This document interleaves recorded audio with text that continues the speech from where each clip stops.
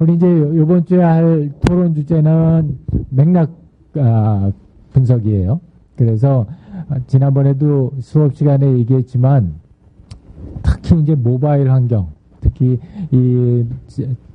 언제 어디서나 우리 가지고 있는 디지털 제품이나 서비스를 사용할 수 있다는 것은 다른 얘기로 하면은 실제로 그 제품이나 서비스를 사용하는 맥락이 굉장히 다양해진다는 것.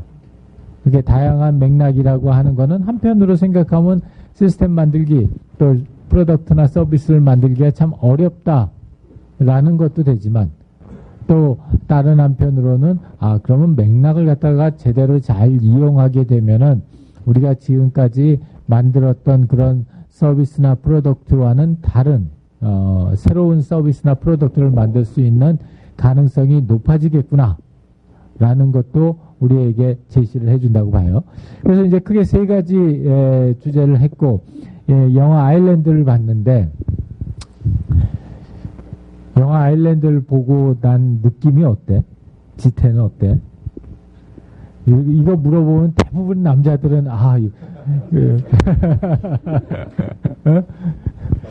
맞아. 나 근데 솔직히 말해서 왜 이쁜지를 잘 모르겠어. 다시 봐도 왜 이쁜지. 이 클래스에 훨씬 더 이쁜 사람이 많이 있는 것 같은데. 이게 너무 정치적인 발언인지는 모르지만, 정말 나는 그렇게 막 이쁘다는 생각은 안 들었는데, 오히려 나는 저 남자 배우가 참 대단하다 하는 생각이 들어요.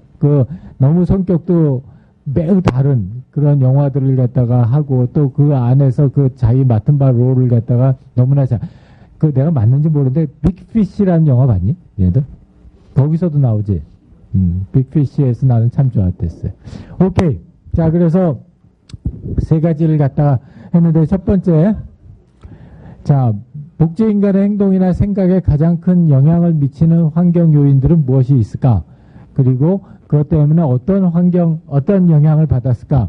우리가 다시 복습하는 의미에서 보면은 맥락이라는 거, 정황이라고 하는 거는 숫자나 종류는 한마디로 무제한이에요. 정말 무지무지하게 많아요. 그걸 갖다가 사전에 이렇게 디파인 한다는 것 자체가 굉장히 어려운 일이에요.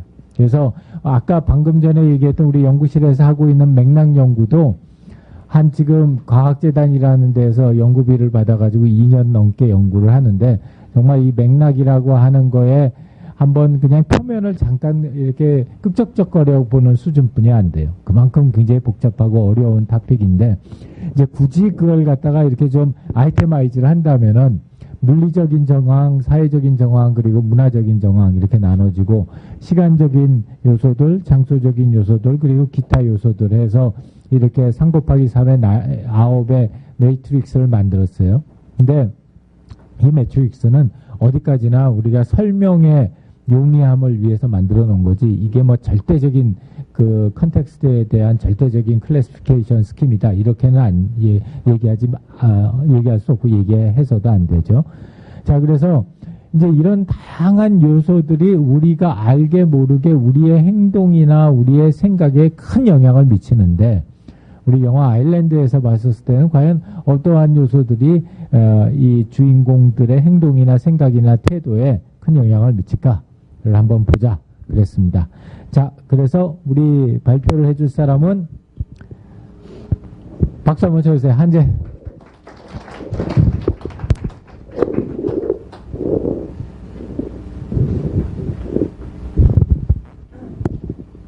네, 안녕하세요. 어벤져스 조에서 IM을 맡고 있는 이한재입니다. 저는 이 영화를 보면서 아일랜드 이 클론을 만든 여기 박사랑 통제자들이 이제 클론들에 대해서 막 집단으로 트루먼 쇼를 하고 있는 것 같은 느낌을 받아서 이렇게 제목을 써봤고요. 아까 매트릭스에 따라서 어떻게 물리적, 사회적, 문화적 맥락의 각 요소별로 주인공들이 영향을 받는지를 한번 장면에 매치해봤습니다. 네. 첫 번째로 물리적 맥락에서 시간적 요소 보면 이제 딱 정해진 시간에 딱 문자로 뭐 몇 시가 됐고 일어나야 되고 뭘 해야 된다 이렇게 그런 시간 요소에 의해서 행동하게 되고요. 그리고 항상 위치가 추적되기 때문에 어느 위치에 있더라도 전적인 통제를 받게 되고, 그다음에 뭐 시간이나 위치뿐만 아니라 뭐 영양분 등등의 막 되게 세부적인 요소에 의해서까지 영향을 받더라고요. 그리고 사회적 맥락에서 보면은 이제 아일랜드에 있는 클론들이 가장 많은 신경을 쓰고 있는, 쪽과에 곤두세우고 있는 이 로터리 시스템, 이게 열리는 시간에 대해서 뭐 업무 시간이든 쉬는 시간이든 항상 여기에 대해서 신경을 쓰고 있어서 영향을 많이 받는다고 생각했고요. 그다음에 위치적 측면에서 이들은 이제 정보 원천이 실제적인 정보 원천에 대해서 접근이 차단되어 있기 때문에 그 통제된 삶 속에서 생활을 할 수밖에 없다고 생각했고요. 그다음에 이제 책에도 나오는 내용인데 이 박사가 정보에 대한 통제권, 권력을 전적으로 갖고 있기 때문에 이제 클론들을 행동을 통제할 수 있다고 생각했고요. 그다음에 제가 주요하게 본 거는 이제 문화적 맥락인데요. 그러니까 다른 클론들과 링컨이 같은 집단에서 같은 문화에서 살고 있지만 조금 다른 차이점을 보이고 있었기 때문에 링컨이 아일랜드에 탈출해서 해피엔딩에 맞을 수 있었다고 생각하는데, 이들은 이제 아일랜드에서 효율적인 관리를 하기 위해서 만들어진 시스템에서 그 하나의 일만 무조건 해야 되는 단일 지향적 문화를 갖지만, 링컨은 막 일을 하다가 딴 데 가서 이제 농땡을 피우기도 하고, 그러면서 이제 뭐 나비를 찾으면서 정보 연천에 대한 접근을 조금씩 하기 시작하고요. 그 다음에 문화적 맥락의 위치 요소로 보면은 이제 자신들과 다른 검은 옷을 입고 있는 통제자들에 대해서 권력 거래가 넓기 때문에 이제 얘네가 나를 권력으로 통제하는 거에 대해서 그냥 어쩔 수 없이 받아들이는 면을 보이지만, 이제 링컨 같은 경우에는 그 권력 거래가 좁아서 이들을 물리치고 막 죽이고 막 이러면서 가상의 공간이었던 이곳을 탈출하게 되고요. 그다음에 기타 요소에서는 이렇게 문자 시스템에 의해서 명시적으로 제공된 정보에 의해서 행동하고, 또 그거에 관해서 지배적 성향이 되게 약한데, 링컨 같은 경우에는 지배적 성향이 되게 강해서 실제 자기 주인을 만났을 때 엄청난 기술을 발휘해가지고 주인 대신 자기가 살아나서 결국에 이제 스칼렛 요한슨과 키스를 하게 되는 부러운 결과를 발생시킨 것 같습니다. 네, 감사합니다.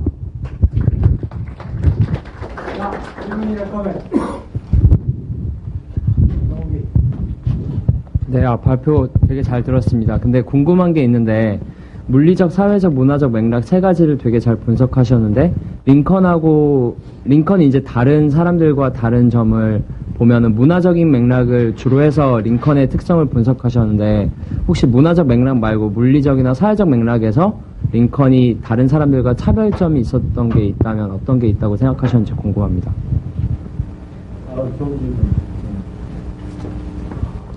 일단은 물리적 맥락에서는 100% 통제되는 그 물리적 환경에 의해서 통제되는 시스템이 있기 때문에 이렇게 별다른 차이를 보이는 것 같지 않고요.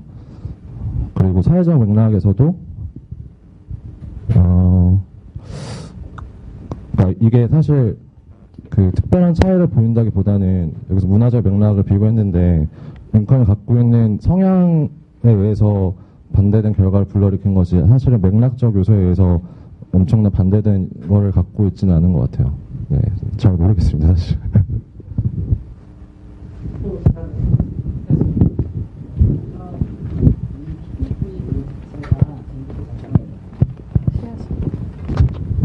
네, 경영학과 이태승입니다.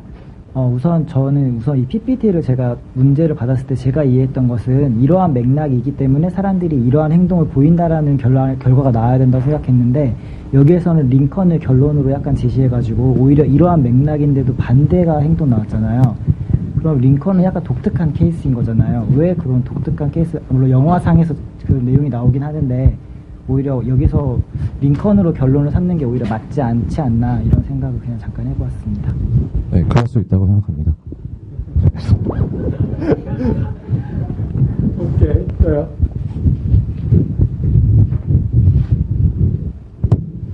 오케이, 수고했어요.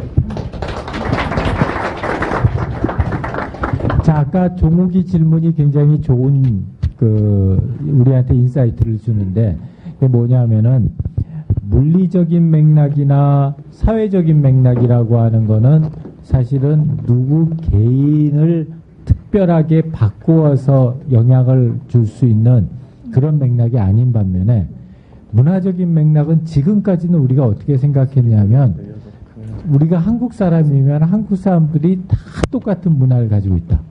또 뭐 일본 사람이면은 일본 사람들이 다 똑같은 문화를 가지고 있다. 이렇게 생각을 해왔어요.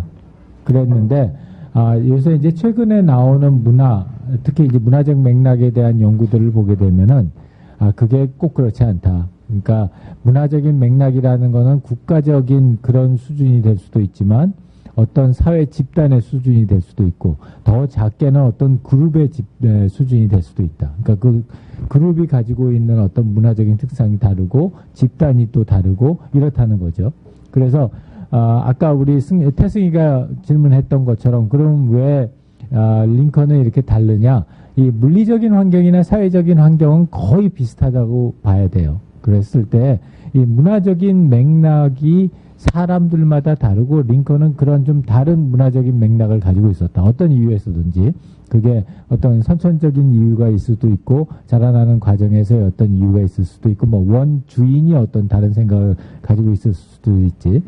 지난 금요일 날 그 왜 우리가 의료혁신 세미나 한다고 공지를 했었잖아요. 그래서 우리 여기 클래스 듣는 사람들도 참석을 했는데 거기에서 우리 김주환 교수님 서울대학교 의과대학의 김주환 교수님 하시는 말씀을 들어보니까 우리 그 게놈이라고 그러지 우리 유전자 중에 어떤 사람들은 선천적으로 그러니까 권력거리가 짧은 그런 성향을 가지고 태어나는 사람들이 있대요. 그리고 어떤 사람들은 선천적으로 불확실성 회피 성향이 높은 그런 유전자를 갖다 태어난 사람들도 있다라고 해서 이제 그런 이유들은 선천적 또는 후천적인 이유에 따라서 개인적인 특성으로 변화될 수 있는 게 세 가지 맥락 중에서 특히 문화적인 맥락이 그런 가능성이 있다라는 걸 우리가 알 수 있었어요. 이걸 통해서. 자, 우리 나머지 사람들도 너무 잘 해줬는데 나는 더 경이적인 거는 이 멋있는 표를 만드는데 29분뿐이 안 걸렸다는 거야. 어떻게 만드냐 이걸 29분 동안? 나중에 알려줘. 자, 우리 그 다음에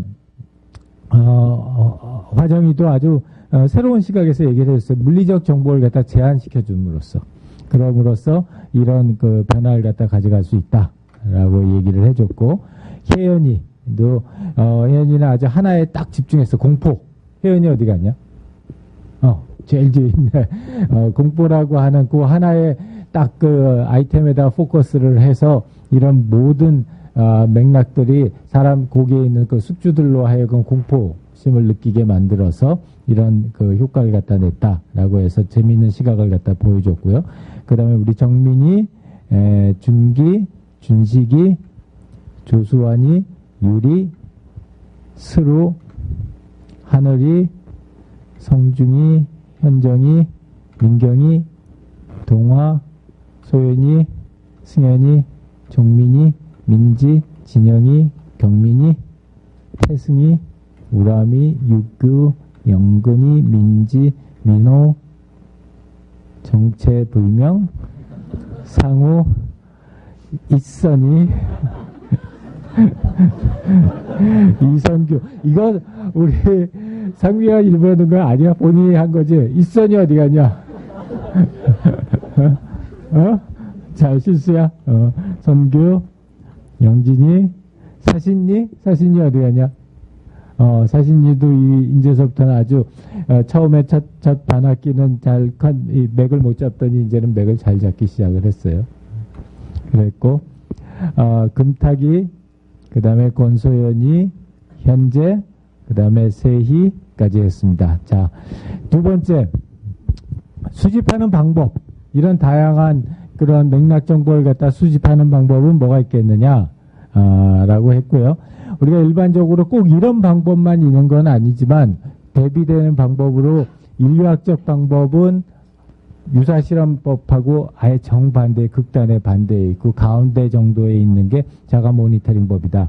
그래서 이쪽으로 갈수록 실제 상황에 사용자가 있고 분석자도 그 실제 상황에 처해 있고 그 다음에 사용자가 실제로 분석을 주도를 하고 그 다음 분석자의 역할은 이 사용자의 역할에 보조하는 그런 역할을 갖다 한다. 반면에 유사실험법 같은 경우에 사용자나 분석자가 다 가상적인 상황에 있고 그러니까 실험실 상황에 있다는 거죠. 그 다음에 사용자 역할은 그저 그냥 피험자에 불과하고 그 다음에 분석자가 실제로 어떤 상황적인 변화를 줘서 사람들의 행동이나 태도의 변화를 보는 거. 그래서 우리 지난 시간에 얘기했던 게 우리 생활과학대학에 있는 전정윤 교수님 연구실에서 하는 그런 밀폐된 공간에서의 그 시뮬레이터 같은 게 이제 이런 데 속하고 자가 모니터링이 중간 정도 된다고 그랬어요. 자, 그렇다면은 우리 영화에서 봤던 이런 분석 정보를 수집하는 맥락 정보를 수집하는 방법들 중에서 어떤 것들이 있고 그걸 실제 세상에서 어떻게 사용할 수 있을까? 안성준 앞으로 나오십시오. 박수 한번 쳐주시고.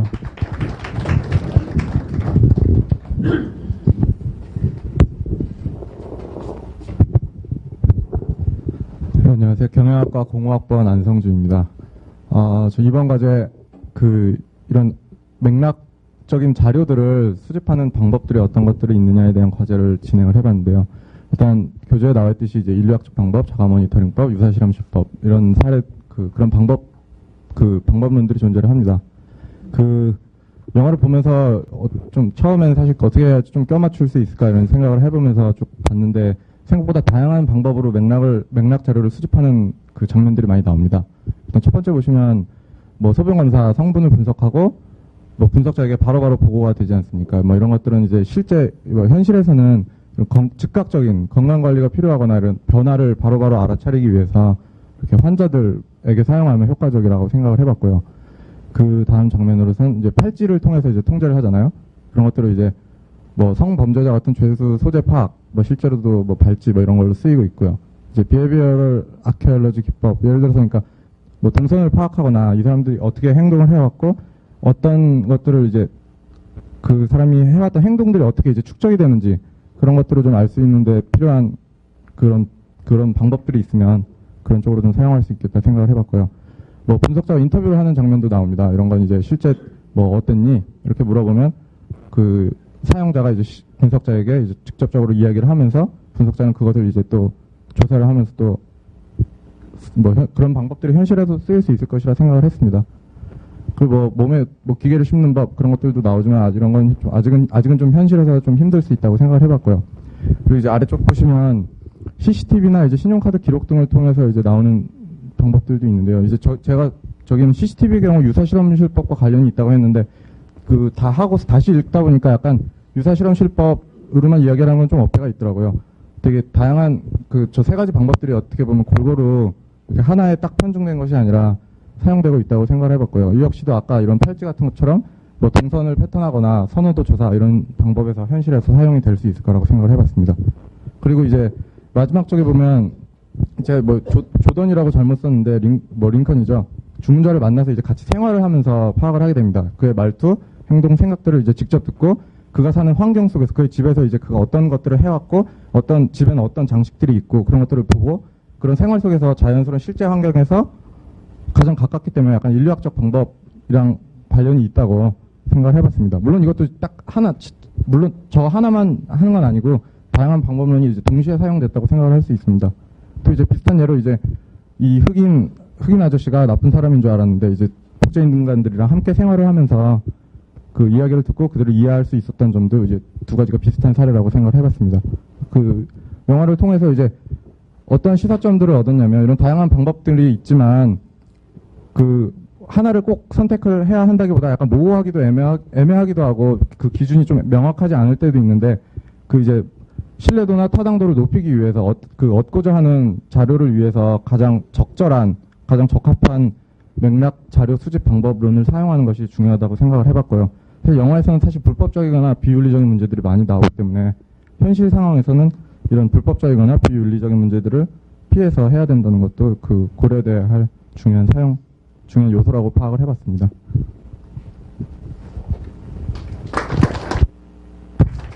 자, 질문이야, 내가 먼저 할까? 자외선 노출 정도는 왜 예, 그 영화에 보면 그 자외선 노출 정도를 파악하고 보고하는 이런 그런 맥락 자료 수집 방법도 나오는데요. 글쎄요. 그냥 왠지 잘할 자신이 있을 거라 생각을 했습니다. 저런 환경이라면. 자, 또 다른 질문이나 또. 오케이, 수고했어요.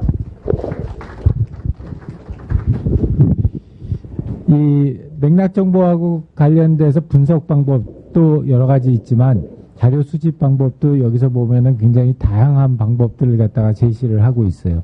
근데 성준이가 얘기했던 것처럼 이 맥락에 대한 정보를 갖다 수집하는 거는 꼭 하나의 방법에만 고집할 필요는 없어요. 그리고 또 본인들이 이렇게 실제 상황에 맞춰서 많이 임프로바이즈 시켜도 돼요.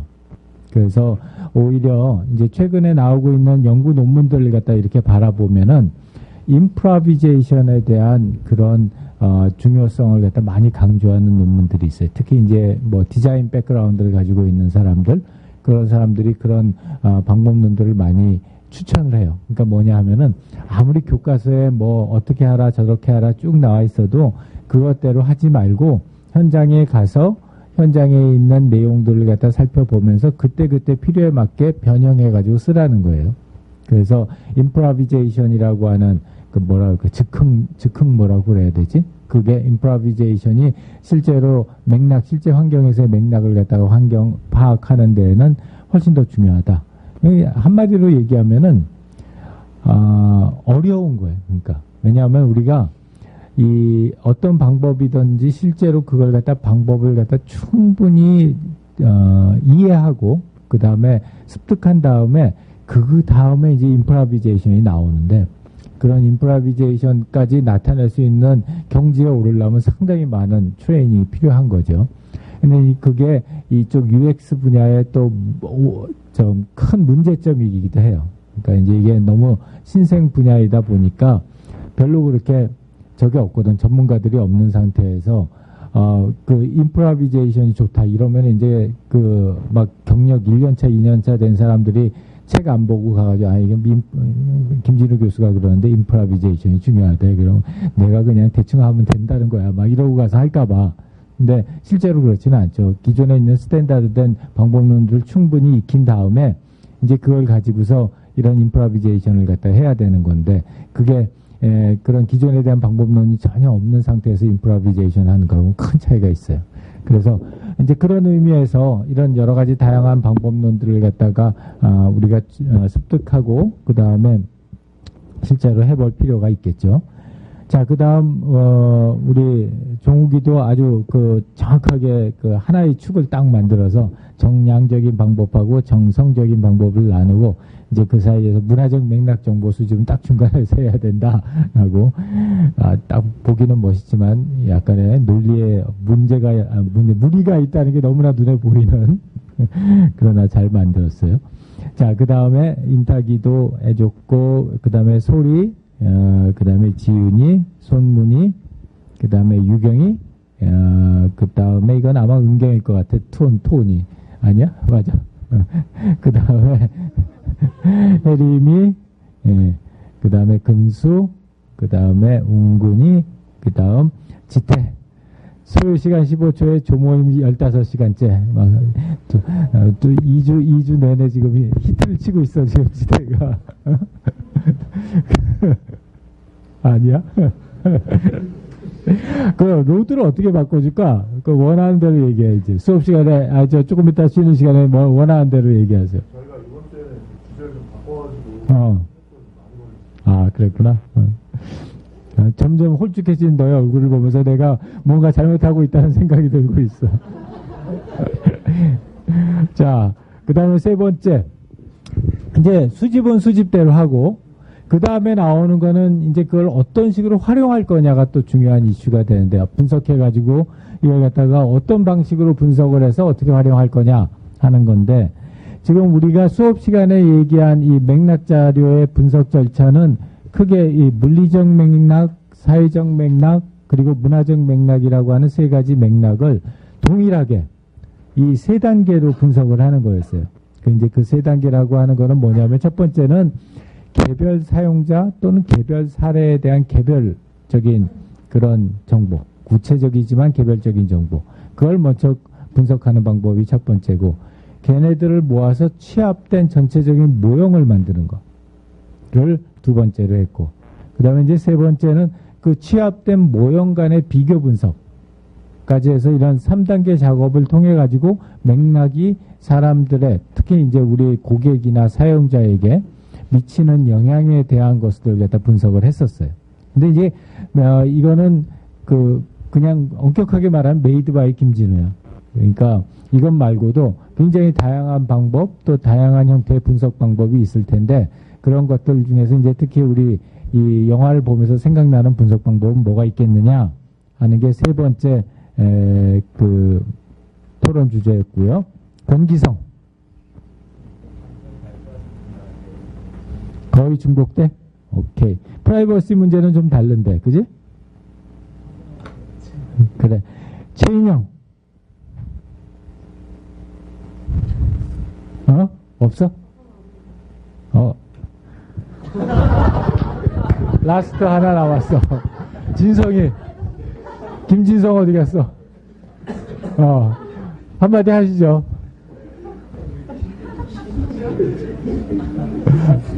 네, 저기 마이크 좀 주세요. 한마디 하시죠. 많은 사람이 너를 갖다 히어로로 생각하는 사람도 여기 많을 거야.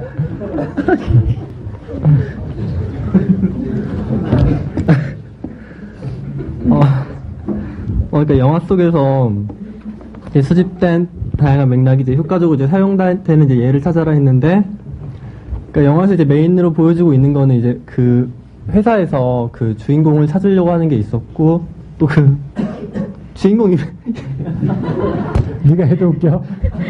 아니야, 근데 정말 이건 말이 돼. 들어봐.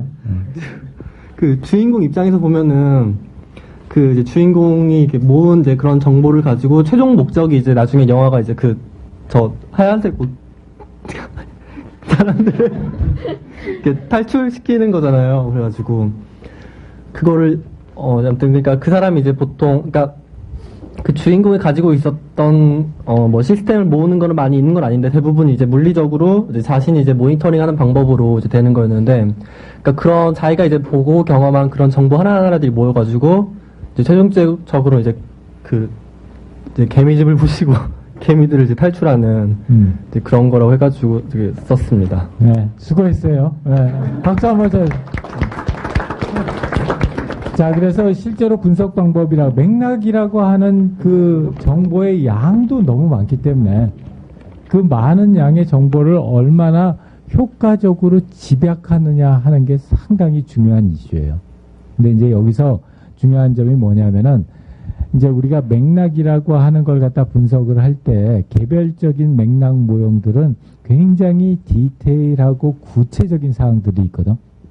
이제 그걸 갖다가 3단계에 가가지고 집약시켜서 실제로 제품이나 서비스의 디자인에 활용하기 위해서는 많은 양을 갖다가 취합하고 추상화하는 작업을 해야 돼요. 근데 이제 그런 과정에서 우리가 쉽게 범하기 아주 자주 범하는 실수가 뭐냐면 모든 정보는 취합해서 추상화하면 추상화할수록 정보가가 없어져요. 그렇다고 근데 막 미주알 고주알 끝까지 다 쓸 수도 없잖아. 그래서 가장 이제 중요한 요령 또는 기술 중에 하나는 디테일을 포기하지 않으면서 얼마나 끝까지 그 디테일을 갖다 포기하지 않으면서 끝까지 그 영양가 있는 정보를 가져가느냐 하는 게 아주 중요한 기술이에요. 그래서 이제 여러분 아마 잘 생각을 해보면은 사용자 분석을 할 때 우리가 퍼소나에 대해서 배웠어요.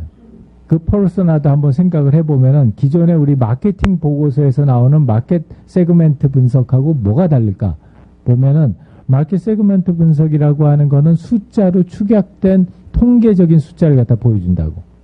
반면에 퍼소나라고 하는 거는 매우 구체적이고 살아있을 것 같은 무지하게 전형적인 한 사람에 대해서 보여주는.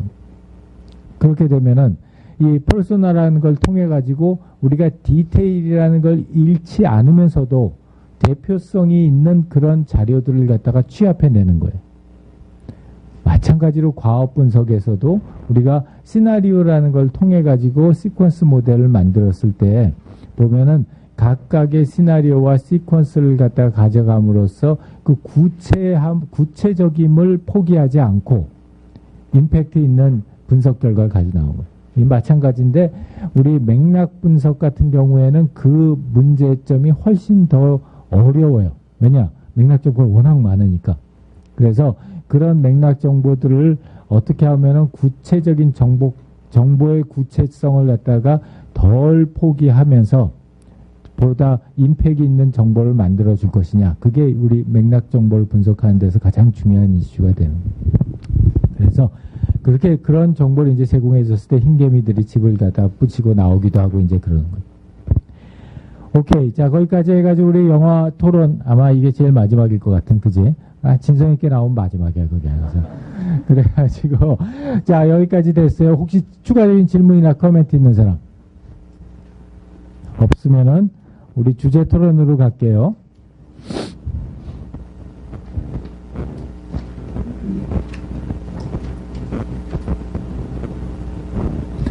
자, 주제 토론으로 가서, 주제 토론에서는 이제 그 현재 제공되고 있는 제품이나 서비스에 대해서 물리적인, 사회적인, 그리고 문화적인 맥락을 갖다가 분석해 보는데 아까 얘기했던 그 세 단계를 갖다가 한번 했다고 치는 거예요. 했다고 쳤을 때 과연 기존 제품에서 가지고 있는 이런 차이점들, 맥락 정보의 활용 정도에서의 차이점들, 그런 것들이 실제로 사용자 경험에 어떤 영향을 미쳤을까? 그 차이를 갖다 한번 보자는 거고, 그 물리적인 맥락, 사용 맥락 같은 경우에 주관적인 개념으로 전혀 들어가지 않은 기계적으로 순전히 기계적인 아무런 판단이 들어가지 않게 그렇게 나타낼 수 있는 그런 모든 정보들이라고 했었을 때 물리적인 맥락이고요. 자, 우리 물리적 맥락과 관련돼서는 한 팀뿐이 안 했어요. 그러니까 한 팀은 그냥 앞으로 나와도 될 것 같아요. 그지? 자, 나오세요. HCI 스타일 박수 한번 쳐주시고.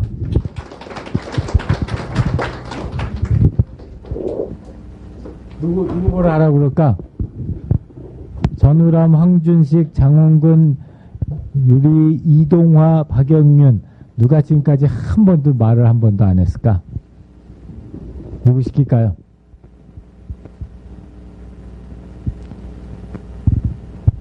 성준아, 누구 시킬까? 그래. 예. 네, 감사합니다. 저희도 이번에 그거 원래 사회적 맥락 좀 하고 싶었는데 그거 할 팀 많은 것 같아서 그냥 물리적으로 가자 했는데 근데 아니 그런 거 아니라 어떻게 한 조밖에 없네요. 그 물리적 아무래도 다들 그 익숙하는 그 사진기로 사진 찍으면은 그 왼쪽처럼 이렇게 사진 정보 그 물리적인 정보 이렇게 인력이 다 나온 거예요.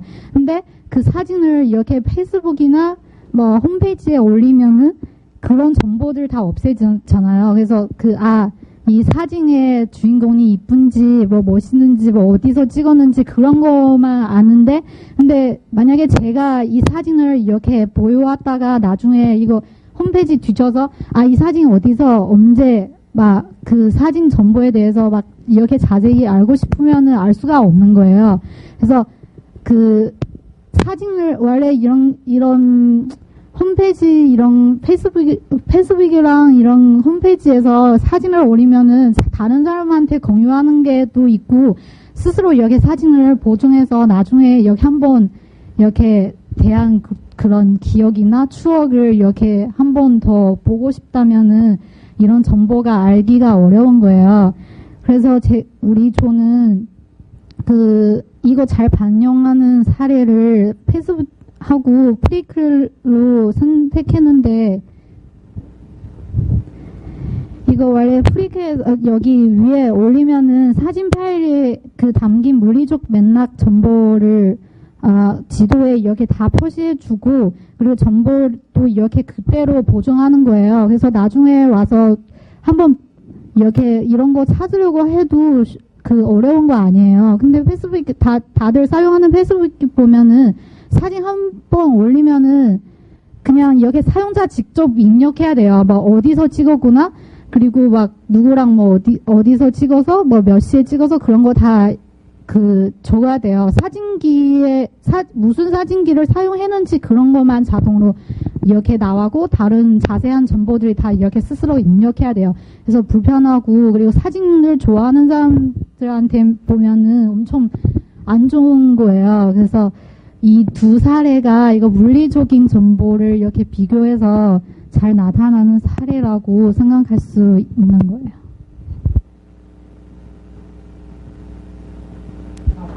처음에 내가 먼저 할게. 선생님, 마이크 선생님 마이크 없어도 되긴 하구나. 이거 개인적으로 궁금한 건데 플리커가 그럼 자동으로 위치 정보까지 주나요? 네. 어디서 찍었는지? 네. 그러면 그 정보는 사진 파일 안에 가지고 있는 건가요? 네. 사진 파일에 담긴 정보 자동으로 이렇게 올려줘요. 그럼 어디서 찍었는지에 대한 정보는 그럼 카메라가 읽는 건가요? 아니면은 그 정보는 어떻게? 그 정보는 네, 여기 저기 못 찾겠어가지고. 네. 위도 경도가 GPS로. 오. 내 거면 안 되지? 네, 감사합니다. 네. 저거는 GPS가 내장되어 있는 카메라만 되지. 근데 좋은 카메라라면은 다 이런 거 있지 않을까요?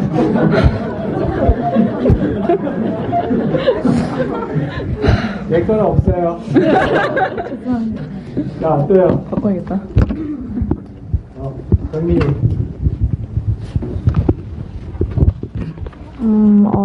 네, 잘 들었습니다. 저 지금도 좀 보면서 헷갈려서 아직 뭐라고 딱 집어 말하지 못하겠는데요. 저희가 물리적, 사회적, 문화적 이렇게 맥락을 나눈 이유는 그 사용하는 데 있어 어떤 맥락이 있느냐, 그 맥락을 파악하기 위해서 한 거였잖아요. 근데 저 둘의 차이는 저거를 사용하는 우리가 어느 위치에서 어느 장소에서 저거를 사용하느냐에 따라 맥락이 다르다거나 뭐 그런 유의미한 맥락이라기보다는 그냥 그 위치에 대해서 이게 표현을 해주느냐, 잘 반영을 하느냐 못하느냐의 차이인 것 같거든요. 그래서 뭐 플리커나 페이스북은 우리가 어느 위치에서 어느 물리적 위치에서 사용하느냐에 따라서 맥락이 크게 다른 건가 싶었어요. 네. 이거 그 사용 위치에 따라서 이 두 개 그 서비스가 다른 거 아니라, 그러니까 사진을 좋아하고 사진을 찍는 거 좋아하는 사람한테 원래 물리적인 정보가 엄청 중요한 정보잖아요. 근데 이렇게 이거 그 사진을 찍고 그냥 갖고 있는 거 아니라 다른 사람한테도 공유해주고 그런 식으로 하는 거 좋아하는데, 그 페이스북이 그런 거를 완전 이렇게 무시하고 그 표현해주지 않아서 그런 사람 입장에서는 별로인 거잖아요. 그래서 근데 이런 중요한 물리 정보를 이렇게 파악해서 그런 사람의 입장에서 생각해보면 플리커가 이런 서비스를 좀 더 그런 사람들에 대한 그런 물리 정보를 더 파악해서 서비스를 이렇게 페이스북보다 훨씬 더 이렇게 잘 만들어서 우리가 이거 뽑은 거예요. 그래서 그 물리 정보를 사용 위치에 따라서 그런 거 구별해서 하는 거 아니라, 근데 그런 사람의 입장에서는 만약에 저는 사진 엄청 좋아하는 사람인데 이런 정보 저한테는 엄청 중요한 정보인데 페이스북에 올리면 아예 잘라버려서 너무 별론 거예요. 근데 페이스북 지금 다들 다 페이스북 쓰니까 저도 쓸 수밖에 없는데, 근데 그런 정보도 저한테는 중요한 정보인데 이렇게 무시해줘서 너무 별로인 것 같아서 물리적인 정보를 분석할 때 이 서비스가 플리커보다 못한 거라고 이런 면에서 선택한 거예요. 네. 마이크.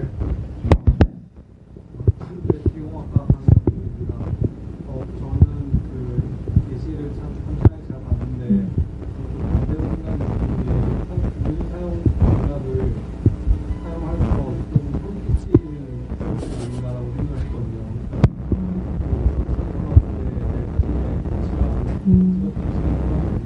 표현됐는데 꼭 이거 컴퓨터가 생각이 내가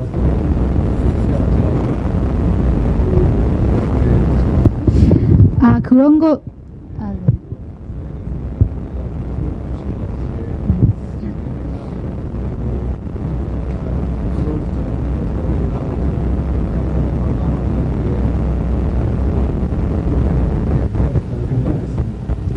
네, 그런 거 해결하기 위해서 만약에 포샵 그런 도구를 사용하면은 이런 거 다 지워버리거든요. 그래서 다 사진 정보에 대해서 막 별로 다른 사람한테 보여주고 싶지 않으면 포샵으로 한번 이렇게 사진을 고치다가 다시 조정하면 이런 거 다 없애요.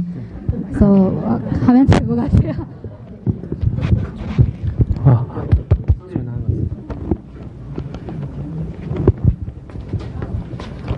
방금 질문하신 분한테 말씀드리고 싶어서 하는 건데, 그러니까는 저거 정보가 뜨는 게 좋은 게 사진을 좋아하고 사진 찍는 사람들은 그러니까는 되게 중요하거든요. 어디서 어느 각도에서 얼마나 햇빛이 많이 드는 시간에 이 사진 찍어서 이렇게 훌륭한 사진이 나왔는지가 궁금할 수도 있고, 그래서 저 정보가 플리커에서 반영 보여주고 있다고 생각을 하거든요.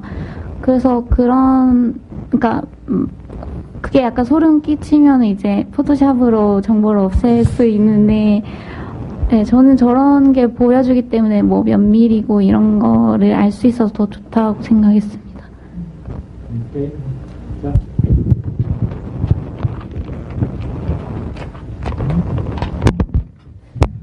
네, 저도 이때까지 논의가 플리커를 썼기 때문에 사진 쓰는 사람들은 더 좋다고 했는데, 저는 서비스의 초점에 따라서 일부러 다르게 한 걸 수도 있다고 생각을 해요. 이 예시는 정말 좋았는데, 플리커는 사진을 공유하는데 초점을 맞춘 것인데, 페이스북은 좀 더 일반적인 사람이 사진뿐만이 아니라 다양한 맥락 정보를 다루고 있기 때문에, 그런 사진을 엄청 좋아하는 사람이 아니라면 카메라 제조업체라던가 그런 노출 각도 등은 중요하지 않은 맥락 정보이기 때문에 일부러 지운 것 같기도 하고, 한편으로는 많은 데이터가 거래되기 때문에 저 메타데이터를 싣는다는 것 자체가 데이터 로드가 심해서 페이스북에서 결정을 해서 지운 걸 수도 있다는 생각이 드는데, 물론 GPS나 시간 정보 등은 나타내는 게 좋을 수도 있다는 생각이 들지만 서비스의 방향이 다르기 때문에 나타날 수도 있는 차이라고 생각을 합니다. 정말 좋은 예시였습니다. 감사합니다. 네. 수고했어요.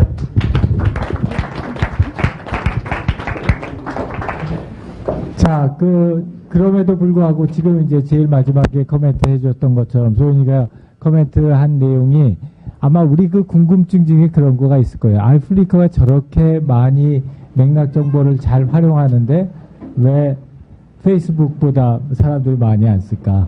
근데 그게 지금 얘기했던 것처럼 각각의 서비스가 가지고 있는 중점 사항에 따라서 어떤 맥락 정보를 갖다 활용하는 게 더 좋은지에 대한 내용들을 갖다가 결정할 수 있다는 거죠. 그리고 그거에 따라서 무조건 맥락 정보를 갖다가 많이 전달해 주는 게 좋은 게 아니라 맥락 정보 중에서 어느 걸 가리고 또 어느 걸 갖다가 보여줄 것이냐 하는 게 중요한 디자인 이슈가 돼요. 그래서 실제로 이제 여러분들이 이렇게 리서치하는 거 보면은 우리 여러 가지 맥락 정보들 중에서 어떤 맥락 정보에 말하자면 사람들이 제일 민감해하느냐, 프라이버시를 가장 무서워하느냐, 이제 이런 것들 연구하는 경우도 있어요.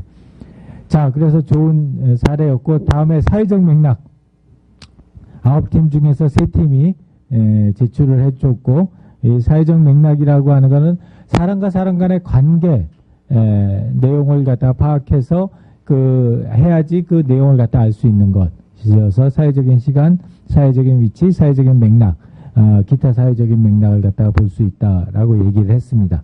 자, 어떤 게 있을까? 치르치르 박수 한번 쳐주시고.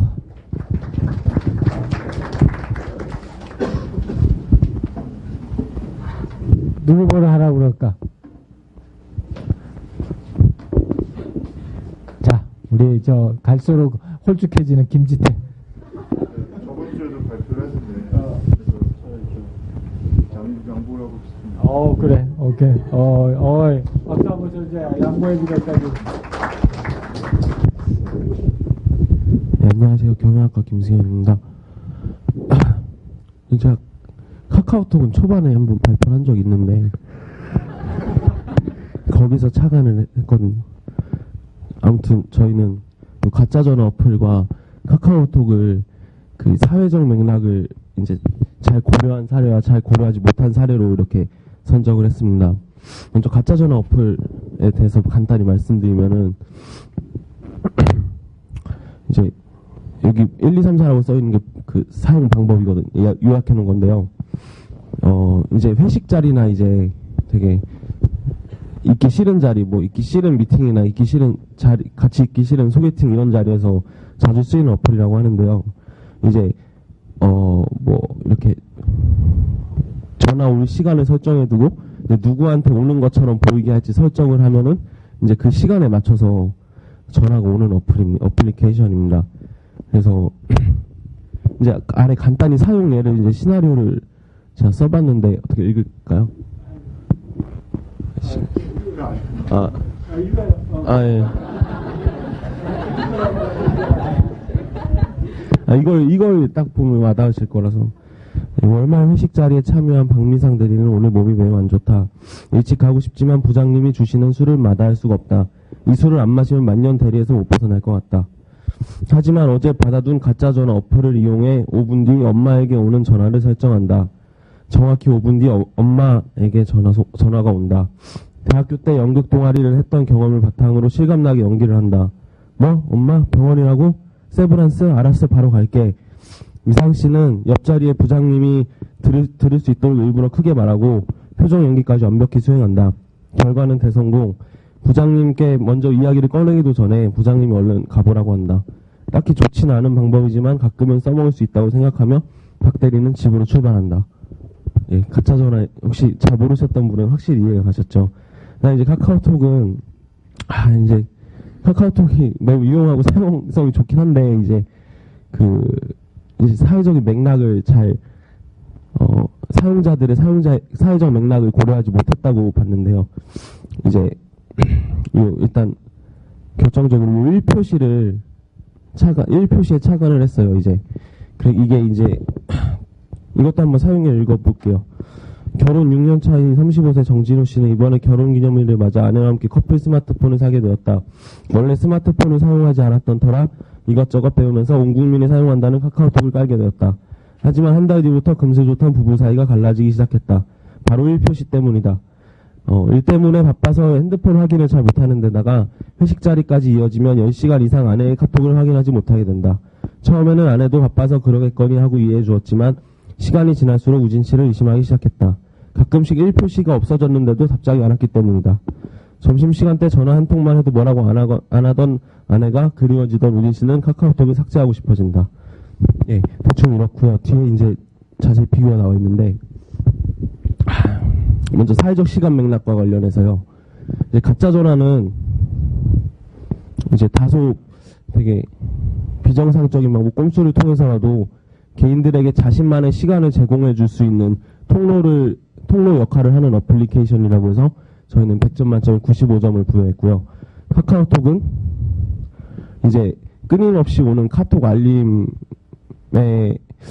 이제 착안을 해서 이제 업무 시간, 여가 시간, 휴식 시간 뭐 이렇게 사람들은 이런 다양한 시간적 맥락을 갖고 살아가는데 뭐 학생들은 수업 시간과 쉬는 시간 이제 이거를 카카오톡은 전혀 무시하고 메시지의 양이 워낙 많다 보니까 이제 오가는 메시지 양이 워낙 많다 보니까 핸드폰을 만질 수 없는 시간에 불구하고 이제 카톡 알림이 끊임없이 오게 되는 거죠. 이제 그래서 저희가 제안한 거는 개인이 원하는 시간대별로 자동으로 알림이 이제 무음으로 바뀌거나 아예 오지 않거나 하는 기능을 추가해줬으면 좋겠다는 제안을 했습니다. 그래서 100점 만점에 70점입니다. 다음으로 사회적 위치 맥락인데요.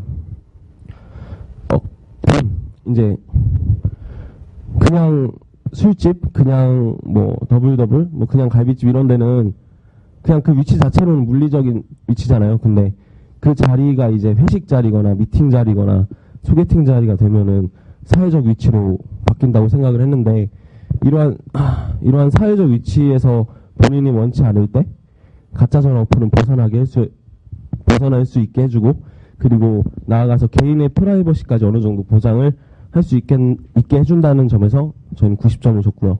카카오톡은 이제 먼저 공공장소나 이런 학교 도서관 같은 데서 가끔 진동 안 해놓으면 카톡 많이 울리잖아요. 뭐 카톡 소리뿐만 아니고 진동도 엄청 방해가 되는데, 이제 이런 점에서 사회적 공간, 사회적 위치 맥락을 좀 침해한다고 생각을 했고, 그 다음에 이제 프라이버시가 가장 문제가 되는 거죠. 뭐 별로 연락을 받고 싶지도 않고 하고 싶지도 않은 상황인데, 자신의 메시지를 읽었는지 안 읽었는지에 대한 정보를 상대방한테 준다는 점에서 프라이버시를 상당히 침해한다고 생각했고, 따라서 100점 만점에 40점을 줬습니다. 그리고 기타 사회적 맥락인데요. 이거는 조금 웃자고 하는 소리긴 한데, 이제 가짜 전화 같은 경우는 아까 회식 예를 들었잖아요. 이제 뭐 사회생활 하다 보면 높은 사람, 자기보다 이제 높은 직급에 있는 사람이나 높은 사람한테 이제 뭐 잘 보여야 되고 그러잖아요. 이제 이런 상호작용이 이런 사회적 계층 구조에 의해서 각종 상호작용이 발생하는데, 이제 이러한 사회적 맥락에서 발생할 수 있는 이제 본인에게 가는 피해를 이제 줄여줄 수 있다는 점에서 가짜 전화가 되게 좋은 역할을 하고 있다고 생각했고 95점이고요.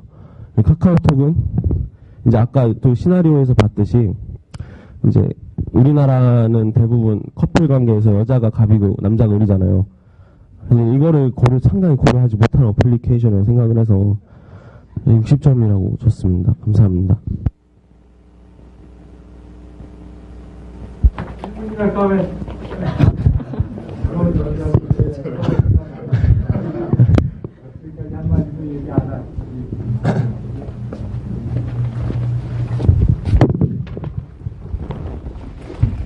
네, 발표 잘 들었고요. 되게 재밌는 어플인 것 같아서 나중에 한번 써보고 싶은데. 가짜 전화요? 네네. 근데 제가 좀 드는 의문이 뭐냐면은 카카오톡 같은 건 이제 메신저고 이제 모바일 메신저 어플이고, 가짜 전화 어플 같은 경우에는 좀 뭔가 재미는 아니고 아무튼 다른 성격의 어플인 것 같은데, 이렇게 문제를 보면 이왕이면 비슷한 제품이나 서비스를 이렇게 비교해보자고 했는데 좀 성격이 다른 그런 어플을 비교를 하신 이유가 뭔지 궁금합니다. 저희도 이게 끝까지 걸렸는데요. 일단은 저희가 생각했던 거는 같이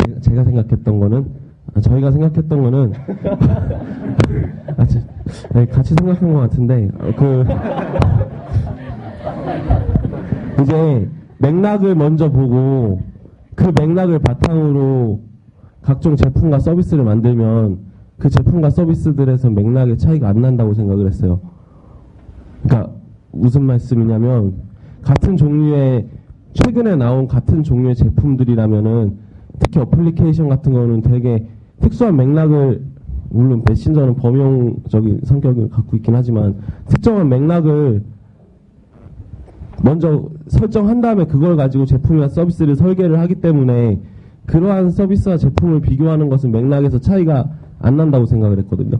그래서 저희는 차이가 상당히 나는 맥락에 있어서 상당히 차이를 보이는 제품을, 뭐 그게 좀 성격이 다르더라도 일단 맥락에서 차이가 보이는 제품과 서비스를 찾다가 이렇게 설정을 한 겁니다. 제가 드는 생각이 뭐였냐면, 그 점수를 매기셨잖아요. 근데 카카오톡을 사회적 시간에서 100점 만점에 40점이었나? 이렇게 낮게 주셨는데, 그런 메신저가 기본적으로 수행하는 기능 자체가 어떤 상황이든 간에 어떤 이렇게 메시지를 받는 게 목적이기 때문에 낮은 점수를 주신 점에 대해서 어떻게 보면 이해가 가면서도 한편으로는 좀 약간 의문이 들어서 이렇게 질문을 드렸습니다. 예, 일단은 저희가 카카오톡 점수가 낮은 건요, 저희 조원이 승현이 형이 카카오톡을 되게 싫어해서 점수가 낮은 것도 있고요. 그리고 저희가 지금 아까 전 질문 보시면은 그 비슷한 서비스나 제품을 비교했는데 저희 처음에 되게 고민했어요. 근데 저희가 약간 포커스를 맞춘 거는 그 사회적 맥락을 그러니까 사용자들에게 통제 가능성을 부여하냐 못하냐고 초점을 맞췄습니다. 물론 둘의 어떻게 범주가 달라서 저희도 되게 고민을 많이 했어요. 근데 일단은 기본적으로 어플리케이션이라는 자체에서 약간 포점을 더 넓게 보자. 그 중에서 저희 초점을 더 맞춘 부분은 사용자가 사회적 맥락을 컨트롤할 수 있냐 없냐 그런 부분에 초점을 맞췄고요. 그래서 이 40점 점수가 낮은 이유는 이제 카카오톡 같은 경우는 실시간으로 계속 되기 때문에, 그리고 상대적으로 이 어플보다 그런 사용자에게 사회적 맥락들을 조절할 수 있는 권한이 적잖아요. 그래서 저희는 점수를 낮게 부여했습니다. 예. 오케이. 자, 또 질문이 앞서.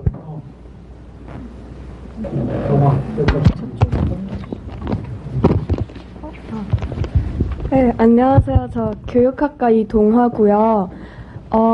비교하신 거 잘 봤는데 저 가짜 전화라는 게 그냥 전화 한 통 걸어주는 건가요? 전화를 이제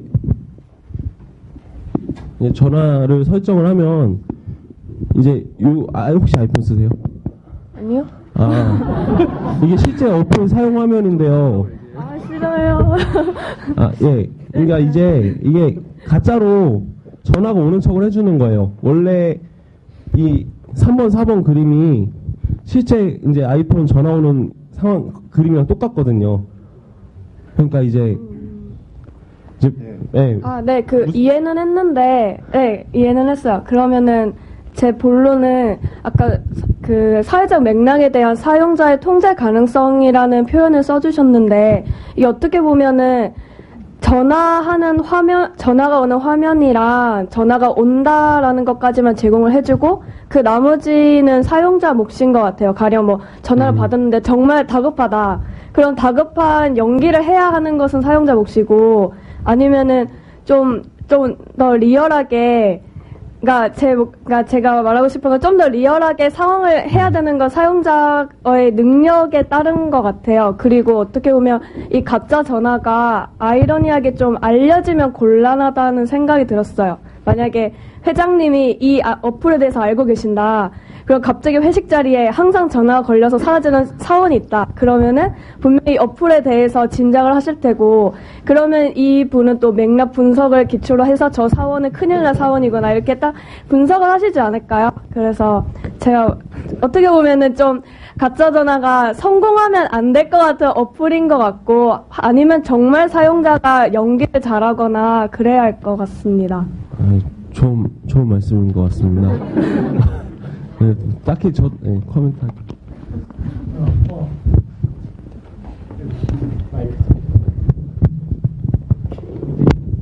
저거 지금 1번, 2번, 3번, 4번이 순서대로 돼 있는 건가요? 근데 4번이 저기 3번이 끝나고 나자마자 저렇게 나오는 거예요? 아니면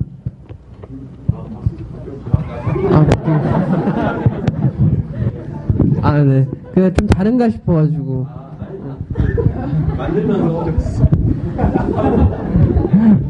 오케이, 수고했어요. 박수 한번 쳐주시고. 자, 나는 카카오톡을 안 써. 맨날 야단 맞아, 그래서. 안 쓰는 것 때문에. 근데, 이제, 이 발표를 갖다 보면서 정말로 계속 안 써야 되겠구나. 라고, 하고, 우리 동기 동창이 120명인데, 그 120명 동기 동창 중에서 카톡 안 쓰는 애가 딱 3명 뿐이 없대. 그래가지고, 동창이 연락이 안 된다고 빨리 쓰라고 동창 회장이 연락이 오는데, 그래도 아직도 안 쓰고 있어. 다 이런 이유가 있었던 것 같아. 자, 추가적으로 공포의 외인 구단이 원노트하고 워드를 갖다가 비교를 했고요. 그 다음에 창조와 혁신이 스파크하고 자원봉사 포털을 비교를 했습니다. 세 번째, 문화적 사용 맥락. 똑같은 형태고, 문화적 사용 맥락은 아까도 얘기했지만 다른 두 가지의 사용 맥락에 비해서 훨씬 더 개인적인 성격, 또 그룹적인 성격, 집단적인 성격 등 다차원적인 특성을 가지고 있는 거라고 보고요. 문화적인 성향의 첫 번째, 안성준, 이태승, 정인탁, 강경민, 정서연, 김혜령. 나오세요. 박수 한번 쳐주시고.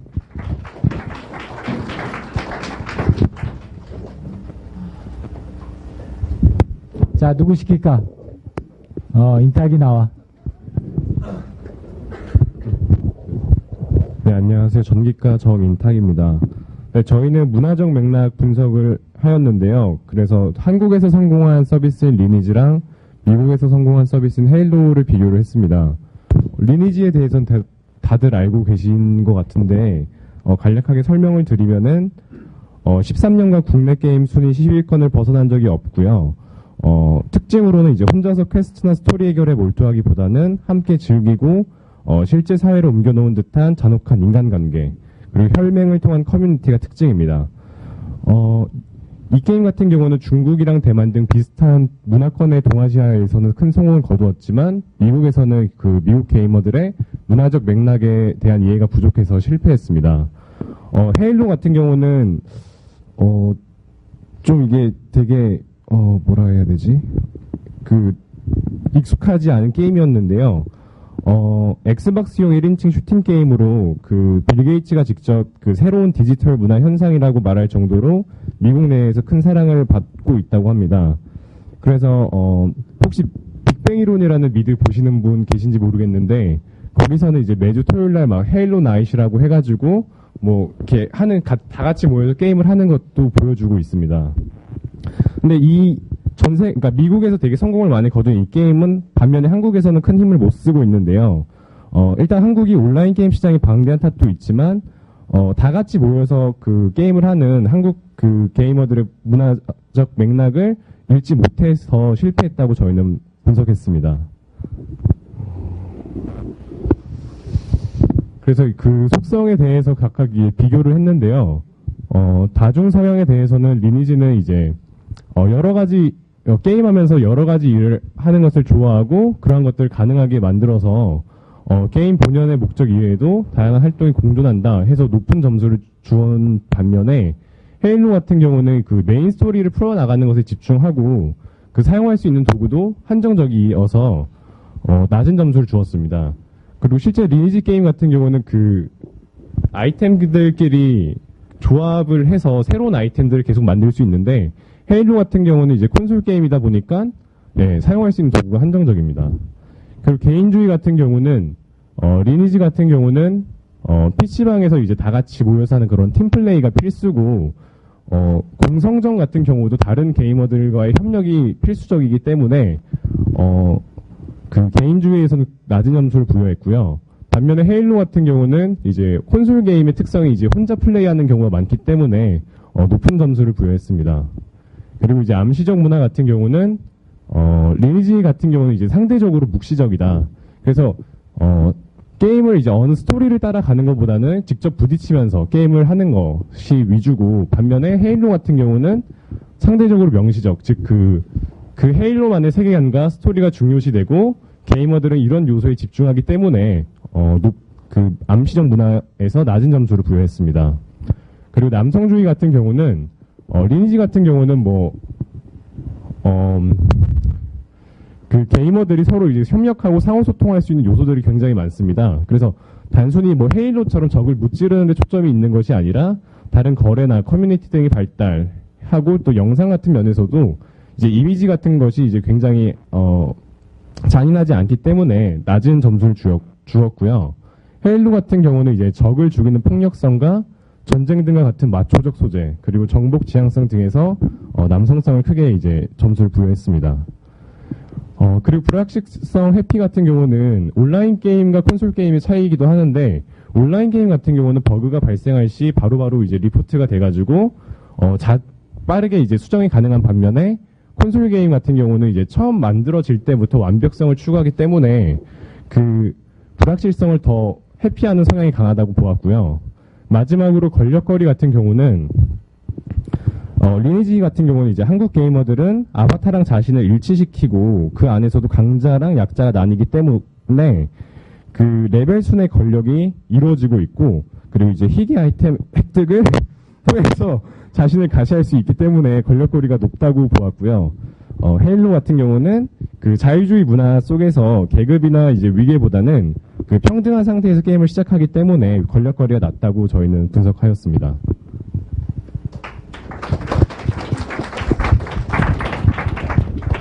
한 번도 질문 안 한 사람. 네, 안녕하세요. 발표 잘 들었습니다. 경영학과 황준식입니다. 저는 그 발표를 보면서 사실 저렇게 발생하는 문화적 차이가 기실 어떤 점에서는 장르의 차이에서 기인하지 않나라는 생각이 들었는데요. 리니지 같은 경우는 MMORPG인 반면에 헤일로 같은 경우 제가 알기로는 FPS인 걸로 알고 있고, 또 저기서 말씀하신 헤일로 싱글플레이인지 멀티플레이인지에 따라서도 달라진다고 생각을 하고요.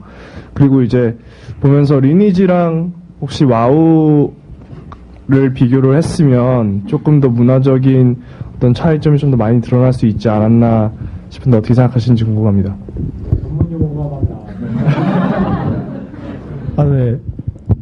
질문 감사하고요. 저희가 이 처음에 두 개의 게임을 선정한 이유는 그 처음에서 얘기하셨듯이 MMORPG와 그 싱글플레이를 두 개가 나뉘는 콘솔 게임으로 두 개 나뉘는데, 그 문화적으로 한국에서는 MMORPG가 굉장히 유행을 하고 있고, 그리고 미국에서는 콘솔 게임 위주로 약간 시장이 형성되어 있기 때문에 미국은 다 엑스박스를 가지고 콘솔 게임을 하는 문화라고 하더라고요. 그래서 뭐 헤일로의 새로운 시리즈가 나왔다 이러면 집에 틀어박혀서 헤일로를 다 깨고 막 그런 게 유행이고, 그런데 그런 문화적 차이가 그런 게임 장르의 유행하는 게임 장르의 차이로 가져왔고, 그래서 각 문화에서 그 유행하는 그 게임의 종류의 대표적인 예로 한국의 MMORPG의 대표적인 예로 리니지를 가져왔고, 미국 문화에서 가장 콘솔 게임에서 가장 대표적인 예로 헤일로를 가져와서 저희는 이 두 게임을 분석하였습니다.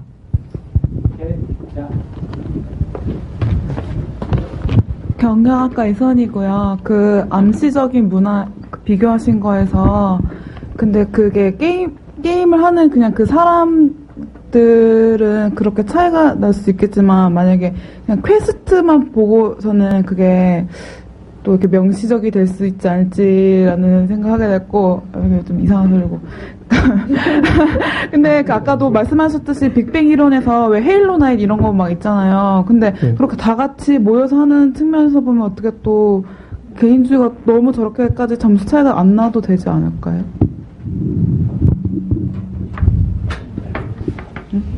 네. 근데 거기서 등장하는 저희가 개인주의를 특히 점수 차이를 많이 내놨는데요. 그 이유는 한국이 특히 PC방 문화가 발달하고 너무나도 그 단체로 게임하고, 그리고 게임을 즐기기보다는 그냥 친구들이랑 같이 라면 먹으면서 막 소리치면서 이렇게 게임하는 거를 좋아하기 때문에 그런 차이를 확연하게 드러내기 위해서 저희가 점수 차이를 많이 냈거든요. 그래서 헤일로의 경우에도 뭐 헤일로 나이처럼 한 3-4명이서 같이 하는 경우도 있지만, 제가 알기로는 대부분 혼자서 이렇게 퀘스트를 깨는 경우가 많다고 들었고, 한국은 너무나도 그 집단 게임 문화가 발달이기 때문에 저희가 이렇게 점수를 확연하게 차이를 뒀습니다. 오케이, 수고했어요. 자, 우리 특히 게임 같은 경우에는 문화적인 그 차이를 많이 받아요. 많이 받는 이유 중에 이 게임이 가지고 있는 특성이 우리 사람들 가지고 있는 문화적인 여러 가지 특성들을 갖다 잘 반영을 해야지 그 게임이 성공할 수 있고, 그런 특성들을 갖다 워낙 적용하는데 노력들을 많이 하기 때문에, 그래서 이제 그걸 갖다가 그 문화권이 아닌 다른 문화권으로 옮겼을 때 상대적으로 굉장히 어려운 점들이 있고요. 그래서 이제 요새 게임 회사들은 스튜디오를 갖다가 이제 걔네들은 다 스튜디오라고 그러니까 스튜디오를 갖다가 예를 들어서 내가 미국에다가 할 게임이다. 그럼 아예 스튜디오를 미국 스튜디오를 갖다 써서 미국 스튜디오를 리크루팅해서 걔네들을 갖다 데리고서 하는 경우가 많은 것 같아요. 이제 무슨 이렇게 하면서 나랑 이렇게 만나는 사람 중에 우리 한국 EA 지사장이 있어요. 한국 EA 지사장이 있는데, 그 한국 EA 지사장이 하는 말 중에 하나가, 자기네들은 정말 이 한국 사람들의 문화를 참 이해하기 어렵다. 한국 문화를 하나로 딱 표현하면은 뭐냐? 그랬더니 한국의 문화는 형님 문화라는 거예요. 그래서 뭐 형님 문화가 뭐냐? 그러면 이 게임 스튜디오에 이제 게임 개발자들 쫙 모아가지고서 게임을 개발하다가 뭐가 막히고 그러잖아. 그럼 우리나라는 막 그 미국 애들은 가가지고 밤새고 막 이렇게 기발한 아이디어를 혼자 만들어 오는데 우리나라는 안 그런다. 그래서 전화 딱 잡고서 형님 전데요. 그래가지고 이 개발자의 능력은 형님을 얼마나 가지고 있느냐. 그거에 따라서 우리나라는 그 능력이 좌지우지가 된다고 그래요. 오케이. 자, 그거 또 아까 우리 얘기했던 헤일로하고 리니지 게임 하는 사람들뿐만이 아니라 게임 개발하는 사람들에 있어서도 그 집단주의하고 개인주의가 그만큼 큰 영향을 미친다는 걸 알 수 있었습니다. 자, 거기까지 하고요. 우리 10분 쉬었다가 다시 시작하겠습니다.